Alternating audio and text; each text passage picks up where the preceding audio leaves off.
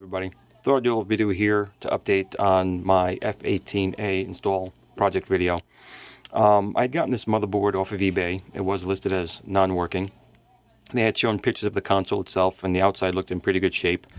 And from the pictures, it looked like it was some graphics corruption, which is usually attributed to either bad RAM, bad power, or the video display processor's gone bad. So I thought it'd be a good motherboard to transplant an F18A in, which kind of replaces some of that. So I got it, and the console itself was not as good a shape as it looked in the photographs in eBay, which, photographs sometimes can hide how they really are. The controllers are actually really dirty and not in great shape, and they don't work too well yet. But I'll open these up and hopefully get these working okay. Now the motherboard itself, I plugged it in, and sure enough, either I got no power initially, or I used my power supply from other Colecovision, and I'll get some graphic glitches after a few moments of playing.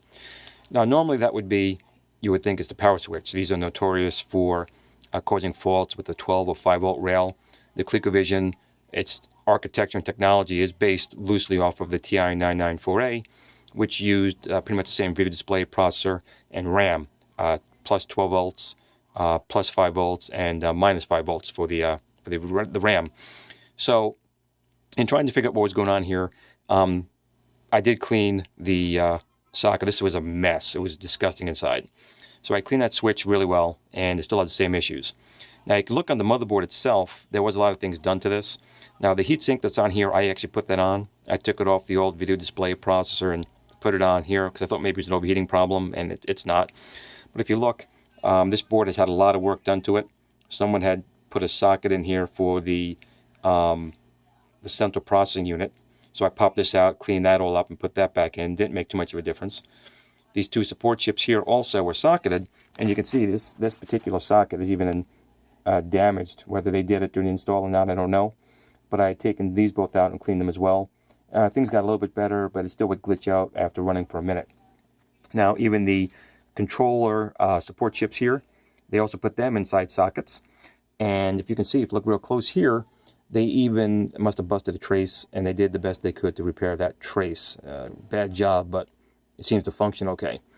And then if you look here in the actual RF compartment box, they must have done some work inside here, which you can see there's actually a cutout. They may have had a video upgrade in here or done some work in here. So this machine has definitely had some work done to it, and none of it very good. But you can see I did put a socket in here, and did manage to install the F18A, so I do have my video progressing as far as that goes. But even after installing the F18A, I was still experiencing a lot of graphics problems, whether it was going through the RF box with the original video display processor, or through the F18A. Now the F18A solves a couple of problems. It has its own onboard RAM, so that isolated the problem of being the old RAM, because it's not being used at all. And it's not only using plus 5 volts, not using the minus 5 volt rail. So it eliminated two things right there, but I was still getting glitches after a while of use. So I went in again, and I really cleaned the cartridge connector again inside. I went on the other side. There were some poor solder joints. I resoldered them down, and I was still getting graphic glitches. So the next thing I did was I actually unsoldered these 4 wires here. They weren't on very well, and I stripped it down a little bit and resoldered them in, and it seemed to work really well for longer, but I would still have a problem after a few minutes of gameplay. So the last thing I did was, it could have been a capacitor. I mean, the Colecovision does have a few capacitors on the board. I'm trying to find some right now. Here, ceramic capacitors. The ceramic ones don't usually go, though, so usually it would be these, but I couldn't find any reference to them having to do anything with that would cause this particular type of problem, and I don't have any way to really test them.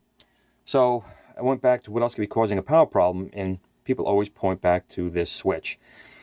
So I didn't go out and purchase a double pole switch yet because I wasn't sure what was really causing the problem. So what I did instead, in this particular case, was I simply took a paper clip, and if you can see it here, I actually just hard soldered the rails on. So the 12 volt and the 5 volt are now permanently in the on position. And when I want to power cycle it, I just pull the cord off the power pack for right now. And the machine's been working very well. I have it actually up here. I'll hit the reset button just to get back to the title screen. And so far it's been working pretty well. The games seem to work. I have my Venture and Donkey Kong here.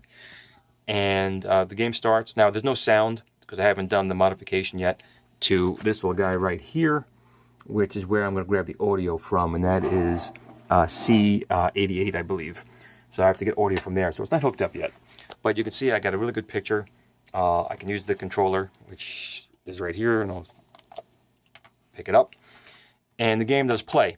Now, the machine does seem to glitch after a while, but it takes a lot longer. It could take 20 minutes now for it to glitch. So I'm not sure if it's power related anymore at this point, or if the cartridge contact is still a little bit dirty. So I'm going to try clean that again. But I just wanted to give you an update that when people talk about this switch, even cleaning it, and trust me, I know how to clean these bad boys, and even after cleaning it and having it sparkling and shiny, still was obviously giving me a problem. I had actually, like I said, hardwired the rails. So if I get a new switch, I think that'll alleviate a lot of the problems on here. And there's probably still some bad cold solder joints in here that may resolve the last of the issues. But it doesn't look like it's a capacitor problem, because the machine, as you can see, is playing right now. The other cartridge plays well too.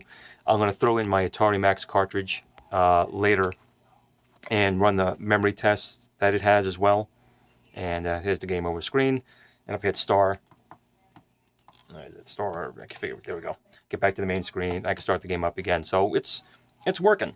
So my F18A video should come out relatively soon.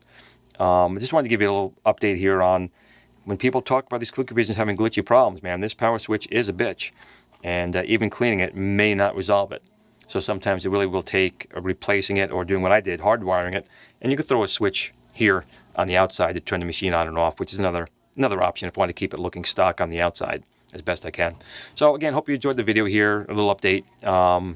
I just hope to get it working perfectly, which I think I'm getting much closer to doing so.